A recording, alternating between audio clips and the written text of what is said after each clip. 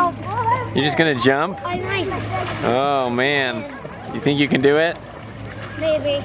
Okay. Here, I'm let's. not jumping right now. I'm just gonna test it. Here, just jump right now, man. Just do it.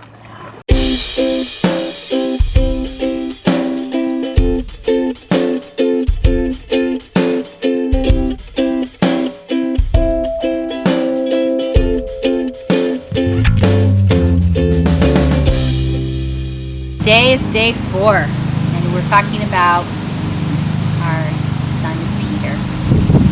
Peter, how old are you? 8. 8 is great. If you watched our other videos we had Jude, Eve, and Asher, you'll know that Peter is the 4th youngest of 9 kids. Or 4th oldest of 9 kids, the 5th youngest. Almost in the middle. And you'll also know that Peter and his little brother Asher are less than a year apart. They're Irish twins. And I wanted to talk a little bit about that, about how that was difficult.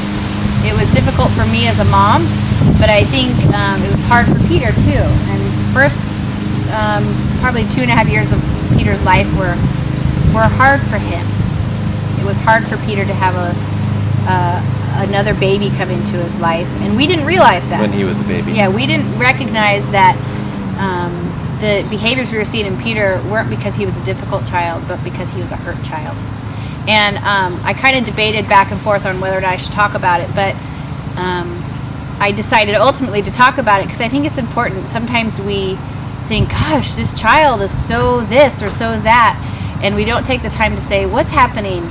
Is there something that I'm doing that this child is reacting to? Because I, as a mom now of 9 kids, believe that most of our child's behaviors are mirroring our behaviors, especially when they're bad behavior or unhelpful behavior. So what I know now about Peter is that he's a very gentle soul and a very sensitive, loving soul. And that was really hard on him to lose his mom to another baby. Now, obviously, he didn't lose me, but if I could go back in a time machine, I would definitely tell myself to do things a little differently, having them so close together. And we finally clued into that around Peter's 3rd birthday.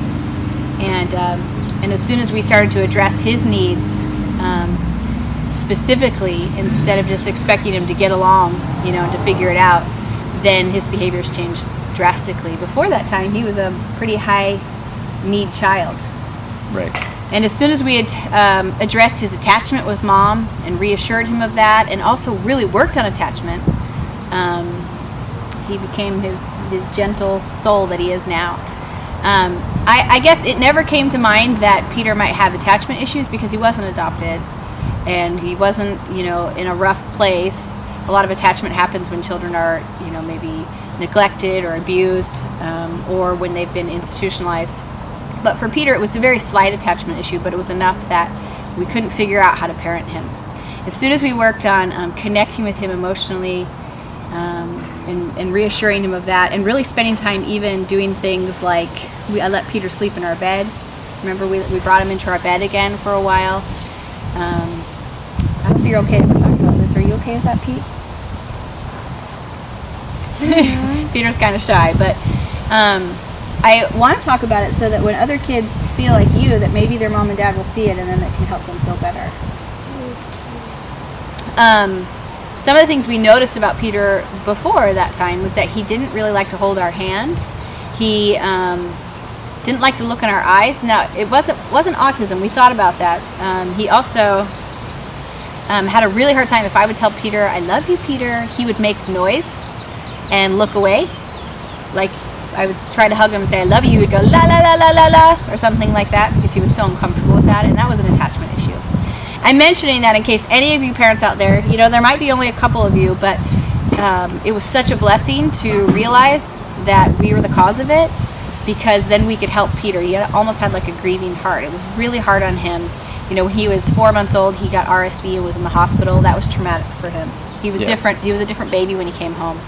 And then, when he was, 3 months old, I got pregnant, was sick, and so that was a big change for him. I think he noticed my change in energy. And then when he was 11 months old, he had a new baby brother. So just in case any of you, maybe that touches you and you feel like maybe that you want to look into that further, just look into attachment and see if there aren't things you can do to better attach with your kids to make them feel more safe and secure. I don't think that every person who becomes an Irish twin is going to feel that. I think Peter's such a tender, gentle soul that he needed to be help navigating that a little bit better. But now, Peter loves having Asher.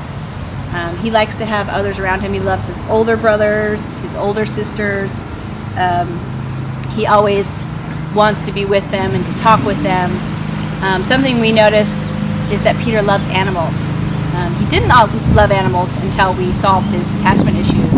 And once we did, that became a huge part of his interest and his expression even. He loves little animals, kittens, and anywhere we go, he wants to keep things as pets. You probably saw the video where he keeps caterpillars. He wants a pet so bad, which we're not going to have because we're traveling full-time and it doesn't make sense for the pet. We don't have the space for it with the 11 of us in our trailer. And we also want the freedom to be gone all day and into the night without worrying about a pet back home. But when we're done, I think Santa is going to get a letter from Peter asking for a kitten or a hamster or something. Maybe. All right, so now to talk about some of Peter's talents and strengths. Like I said, he's a very sensitive, gentle soul. So he's very in tune with the people around him. He's loving. He is musical. He's talked about maybe writing music when he gets older. Good singer. He loves poetry. He's a great singer. He writes his own little songs. Also, he's gotten pretty artistic. He's good at drawing stuff. You are really good at drawing. You're good at drawing swords, I've noticed. You like swords, right? Yeah. You draw some good swords. Peter is also, right now, what do you want to be when you grow up? Talk a little louder so we can hear you. I don't know. You said he doesn't know. What did you tell me a couple days ago that you thought you might want to be? You said you wanted to take care of hurt animals. Oh, yeah. So we talked about being a veterinarian. As you can tell, Peter's a little shy, and we've got a couple other kids that are shy too, and sometimes people will comment saying that we're not giving our kids attention, that they can tell through the videos.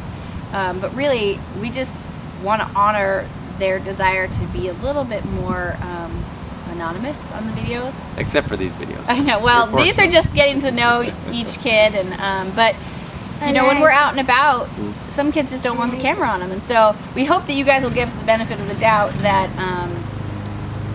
that might be going on. That it's not that those kids aren't getting attention, but that maybe they just don't want to have the camera on them. They feel uncomfortable.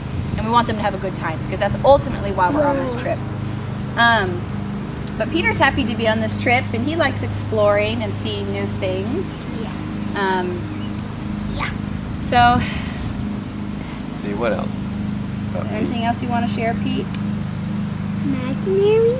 Oh, he has a good imagination. Yeah, actually, I forgot. Really, in the last few months or so, we've seen that Peter's creative storytelling has really emerged, and he's gotten really good at coming up with little stories, and he's just a real creative kid. I think obviously you can see when you put it all together, he's kind of an artistic soul. He's gentle, he's sensitive, he loves music and art and singing and dancing and connecting. But and he loves his older sister Pearl. I'll tell one story. When Pearl came home from China, you know, we had been praying about this and looking at their pictures and saving every penny and living like paupers when we brought the girls home because it was an expensive process we couldn't afford. And when she came home, we had a great love for both she and Esther, and they didn't know us. We were strangers to them. They weren't going through the process we were going through before. And so Peter was so anxious to have this older sister, and he wanted desperately to hold her hand and to give her a hug.